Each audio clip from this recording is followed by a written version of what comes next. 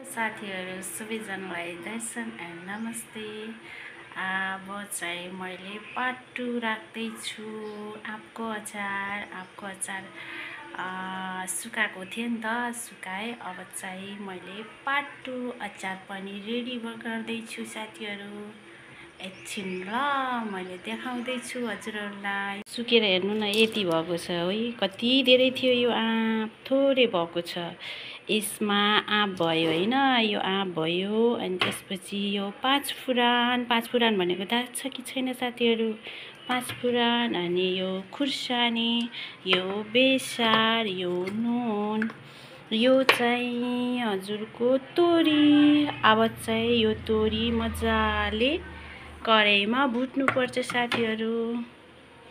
कराईमा यसरी राख्देर टक्क। मैले ग्यास चाहिँ सल्काएको छैन, एकछिन ल साथीहरू। अब यो भुट्ने, यो धेरै भुट्नु हुँदैन है। धेरै भुटे 5 मिनट समथिङ त्यस्तै हो, 5 मिनटसम्म भुट्नुपर्छ साथीहरू। अनि त्यसपछि टक्क यसलाई भुटिसकेपछि मजाले 5 मिनट है सम्म भुट्ने, मजाले भुट्नुहोस्।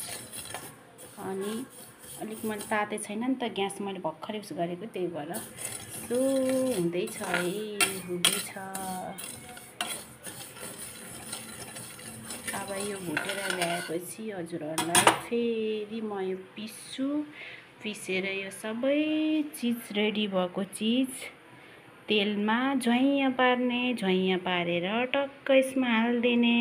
यसमा तेल हाल्नुपर्छ है साथीहरू। तेल मजाले तोरीको तेल राखेँ है मैले।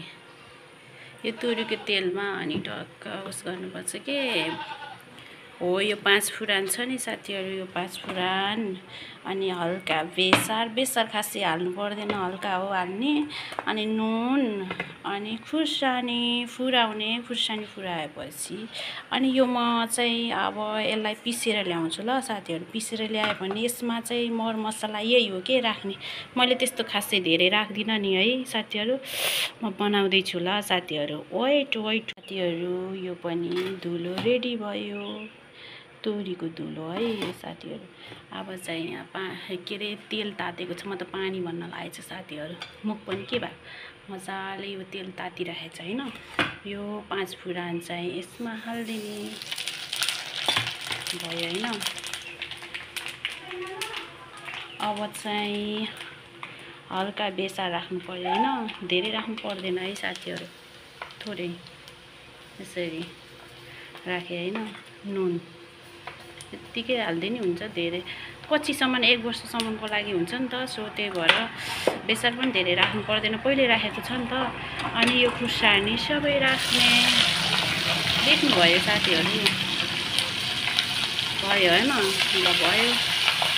अब यसलाई चाहिँ भइसक्यो है साथीहरू। सबै चिज हालेर रेडी भयो। अब सिर्फ यो अचारमा, यो आँपको अचारमा हाल्न मात्र बाँकी छ है साथीहरू।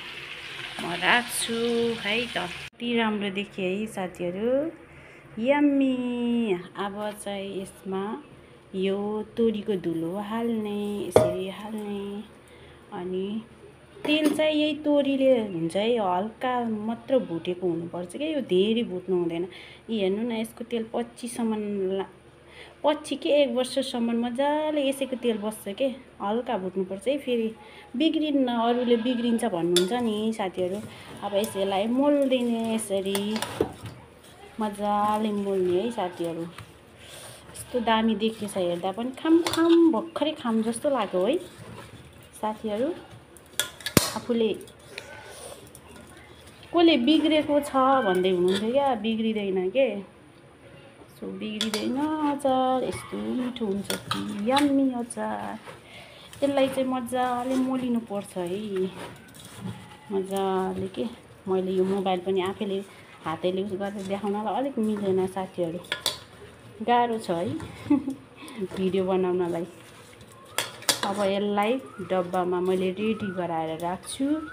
अनि पछि चाहिँ लु, अब चाहिँ गङ्गाको अचार रेडी भयो सबैजनाले यसै गरेर राख्नु, केही पनि हुँदैन है साथीहरू। मैले पोहोर बनाएको अचार अझैसम्म छ त, 1 वर्ष भयो होइन, केही पनि भएको छैन, सबै लतक्क तेलैसँग छ क्या।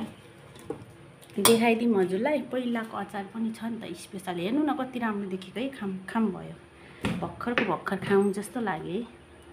पहिलाको अचार पनि छ नि साथीहरू, मैले हजुरलाई देखाइदिउँ, पहिल्यै बनाएको अचार हो, अझैसम्म केही भएको छ नि आँपको अचार। यस्तो दामी देखेछ, यो भातसँग खानलाई यस्तो दामी हुन्छ क्या। हेर्नु देखाइदिन्छु ल, मैले केही पनि बिग्रेको छैन। इस हेर्नु त, इस यस्तो छ, आहा नि। तर देख्दाखेरि कालो देखिन्छ नि, तर यो देख्दाखेरि यस्तो मिठो छ कि तेल तेल लपक्कै लाएको छ नि त। यही तोरीले तेल यस्तो गराउँछ कि, हेर्नु न, पहिलाको 1 वर्ष भयो यो अचार, आँपकै अचार हो। अहिले चाहिँ यहाँ डिब्बा, मैले त्यो डिब्बामा अर्को अचार राख्छु नि त, सो त्यही भएर यो निकालेको। अर्को सानोमा चाहिँ म यो आँपको अचार अर्कोमा राख्छु। अब यो चाहिँ भयो रेडी। अब यसलाई मजाले घाममा सुकाउनु पर्छ साथीहरू। घाममा सुकाउनु पर्छ भने फेरि डब्बामा हालेर सुकाउनु नि है। हल्का उल्टे उल्टे बोलिछु साथीहरू, गाह्रो नमानिकन मेरो भिडियोमा टक्क लाइक कमेन्ट कस्तो छ अचार यसो हेरिदिनु ल साथीहरू। बेसार लागेको छैन भन्नुभयो होला, यो बेसार लाग्नुपर्ने कारणै छैन। यो मसालाले पछि पछि बिस्तारै बिस्तारै लाग्दै जान्छ अनि राम्रो देखिन्छ।